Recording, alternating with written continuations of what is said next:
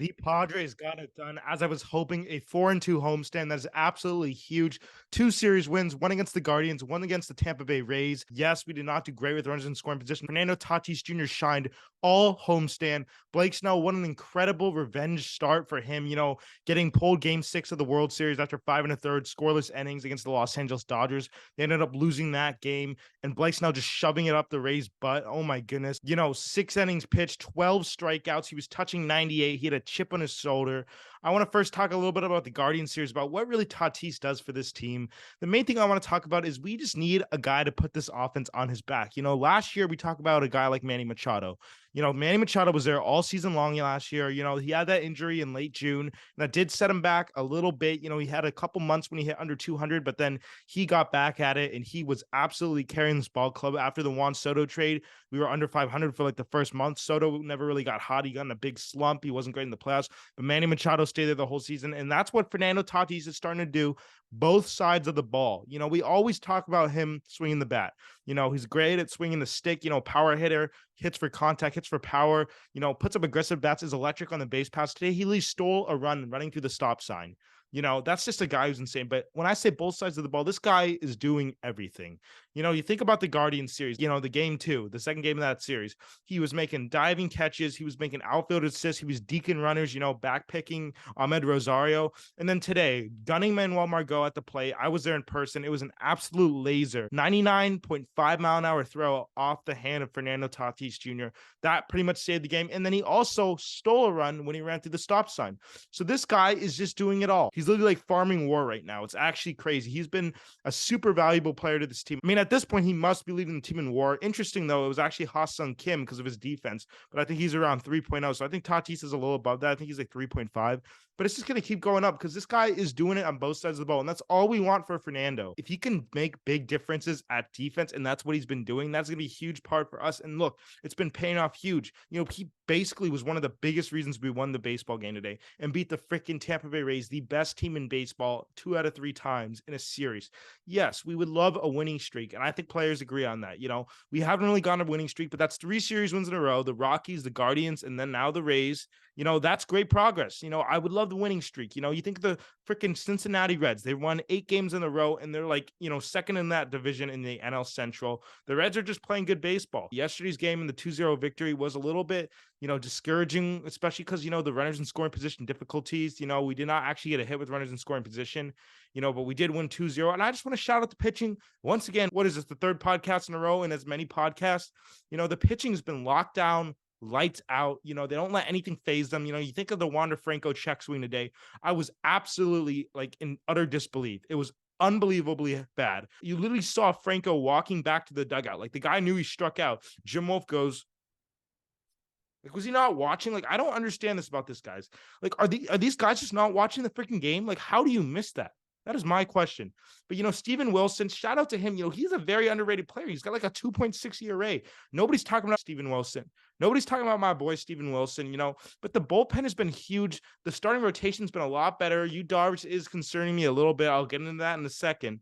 But I just want to shout out the pitching because, dude, they are being so resilient. Anything thrown their way, the offense just sucking ass, like literally for the whole season. The bullpen, yes, it's a lot of pressure. The starting rotation, yes, it's a lot of pressure, but they're doing a lot better. They're staying in games. They're keeping us in games, and they're giving us opportunities to win. That's what we saw today. Obviously, Tatis was a huge help to the game today.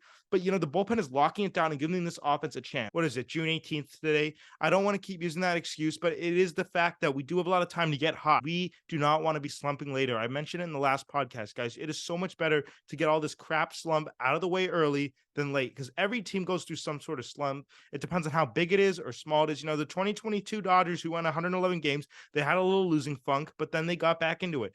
This is definitely more than a losing funk. And when I say this, it's really relatively like the whole season.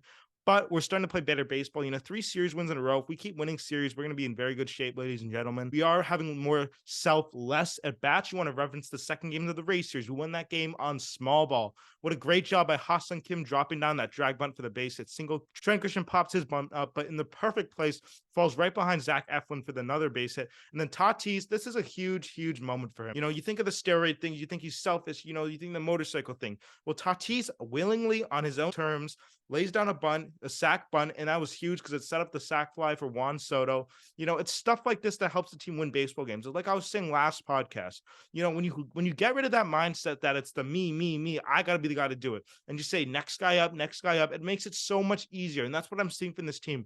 And I feel like our at bats are starting to get a lot better, and they're starting to be less selfish. Yes, you love the long ball, but if we can have more selfless at bats, that is going to be huge for us to be put in a position where we got runners to move, runners to score, and then we scored it. Just put the ball in play. Like when I said last week, Grisham scored on like that error where the third baseman Isaac Paredes just couldn't get a handle on it.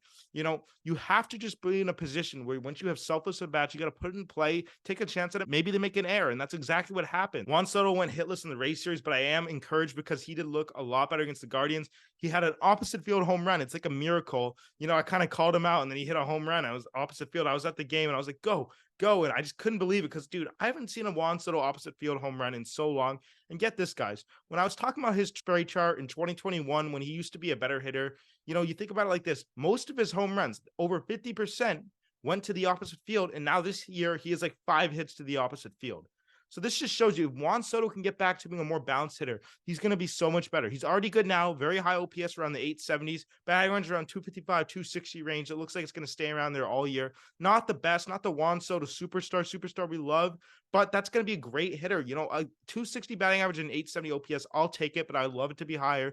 But if you can learn to use the full field, he will get there. I think at times Machado's at bats have not looked great, but I think as a group overall, we're looking a lot better. And I want to also mention that Trent Grisham, he puts up some freaking good swings on the ball. You think of that double he had today to start that little rally where Tatis scored through the stop sign on that throw to second. Trent Grisham, the thing about him is that he actually puts up impressive swings on the ball. You referenced the 2022 wildcard series. That home run he hit off Jacob deGrom was on a dotted 100-mile-an-hour fastball down and away. Like, dude, that was freaking nuts. And, he puts up good swings, but I just think, in my humble opinion, he just gets in his head sometimes, and then he's just not as good. Like, here's the difference between him and Austin Nola. Obviously, Grisham's hitting like 196, Nola's hitting like 140. But Nola, you got nothing there. You knock on the door, nobody answers. Trent Grisham, you see the swings he puts up. He has a solid eye. He is a little too patient, in my opinion. I think of him, he's a very similar kind of approach to Juan Soto, except he's just not as good as Juan Soto because he's very patient, but he's just not a great hitter. So he's not going to get on base. And going back to Blake Snell, it seems like his starts have been getting better and better. It seems like second half Snell is finally here in the first half. I was saying it looks like he's here. It looks like he's really freaking here. He's not walking a lot of guys. He's on his game. And when Blake Snell is on top of his game, he actually is not wild. He's throwing first pitch strikes. He's executing. He's attacking. He's making good pitches. He's painting the corners. Like, you guys think of that Wander Franco strikeout in the first inning of his start. That was paint on like a 9-10 pitch at bat. A lot of these times these pitchers get really anxious when it's like a long at bat, when the guy works the count, when it's early in the game and they can't just seem to get the out pitch. What's the out pitch? Blake Snell, no panic, dots a fastball in the low and away corner. He had all the command he wants. And I'm telling you guys, we need to have our pitchers with great command. But Yu Darvish has been struggling with that. When I say command, I don't necessarily always mean walks and stuff. I mean throwing good pitches. Throwing a splitter or a cutter right down the middle is not ideal. And that's what Yu Darvish is doing a lot of right now. I think the problem with Darvish is that it takes him a while to get going too, but he's very, very inconsistent. Like, he'll have a bad start and then he'll throw up 7 with 1 earned run at another time. If we can get Darvish to be more consistent, that's going to be huge to have another great starting pitcher because, we want the bullpen to be as little worked as possible before we get Robert Suarez back. I like how the bullpen looks right now because it looks like Steven Wilson is the 7th inning guy. Then you got Nick Martinez. Then you got Josh Hader. That's a great 1-2-3 punch. It's even going to be even better when Robert Suarez comes back. But I'm kind of worried about Yu Darvish, guys, because like this guy got extended till his like age 42 season. I don't know why. AJ Preller is just quite simply not very smart. I get the point of doing it so long is because it lowers the AAV, which is like the average you pay him every single year, so you don't go over the luxury tax. If you spread it out over a while, that's why he gave Xander Bogaerts the really long 11-year contract. That's why he gave Machado the 11-year contract. But at the same time, some of these guys just don't deserve the money. And I'm talking about Yu Darvish. Like, Darvish is a good pitcher, guys, but he's getting up there in age. Yes, he had a great season last year. I think Darvish finished like 8th in Cy Young voting last year. He finished at 3.10 ERA, whip under 1. He looked very, very solid last year.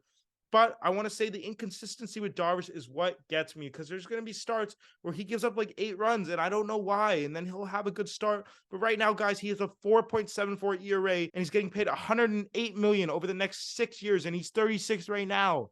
Like, what is that, guys? That is a terrible contract. AJ Preller, what are you doing? Another bad contract. The Jake Cronenworth contract, another bad contract. I love Xander. He's actually one of my favorite players on the team, but he's 30 years old right now, and he's already been losing his power over the last couple of years. You know, the wrist thing doesn't look like it's going to hold up for 11 freaking more years. I don't know if I'm the biggest follower of AJ Preller's way of thinking of trying to lower the AAV by making the contracts insanely long, because now we're stuck with Yu Darvish for this long, and I don't dislike Yu Darvish. I just don't think he's quite as good as what his contract is. And quite frankly, he's already freaking old. You know what I mean, guys? And here's the problem with Preller. We never develop people, guys. Like, you think about this. You think about the Matt Carpenter deal. That's a perfect example. Preller looks at what's been working for other teams over the last, 1-2 years, and then he signs that instead of, working with the player, developing them and making them into great baseball players. You want to talk about an organization that does that? The Tampa Bay Rays. All these guys, these no-name guys, these guys that are not being paid that much. Their highest paid player was like Zach Eflin at $8 million, and they are freaking nuts. I know we won the series against them, but the Rays are insane. They develop their players. They have great coaching. They work with them in the minor leagues. They work with them at the big league level. The Padres just find talent that's already been proven from another team and then bring that over here and probably overpay. Like, Matt Carpenter clearly doesn't work. Nelson Cruz doesn't work. And let me preface this by saying nobody's going to be weighing tooling on that Nelson Cruz deal. It's a no risk deal. 1 year, $1 million deal. He's going ring chasing. Hopefully the Padres get that ring. But I just don't like the kind of way of thinking that we don't try to develop players as much as we find proven talent for other MLB teams and try to bring it over here. And that's what he does with all these players. And you know what that does? It makes our luxury tax so high.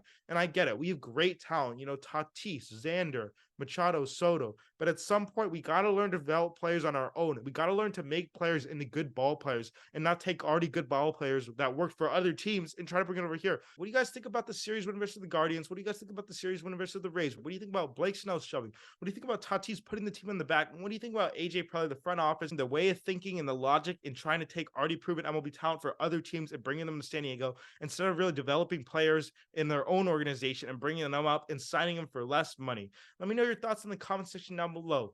Make sure you guys tell me what you want me to talk about in the next podcast. Thank you guys so much for listening to this podcast. Thank you guys for watching this podcast. Stay safe, everybody, and I'll see you in the next one.